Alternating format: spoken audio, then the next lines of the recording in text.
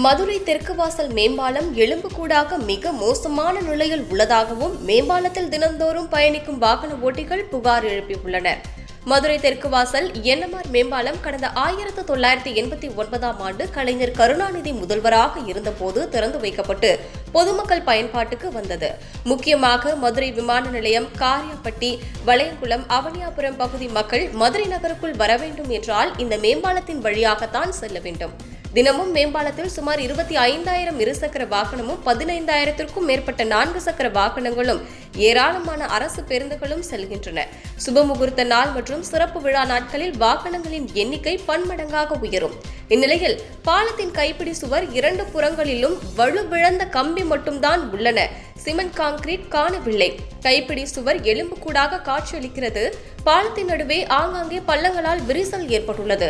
மேலும் அப்பகுதியில் போக்குவரத்து நெரிசல் ஏற்பட்டு அதனை சரி செய்ய போக்குவரத்து போலீசார் மிகவும் சிரமப்படுவதை பல நேரங்களில் காண முடிகிறது. எனவே இந்த பாலத்தை உடனே சீரமைக்க வேண்டும் அல்லது புதிய பாலம் கட்ட வேண்டும். இதில் காலதாமதம் கூடாது என சமூக ஆர்வலர்கள் கோரிக்கை விடுத்துள்ளனர்.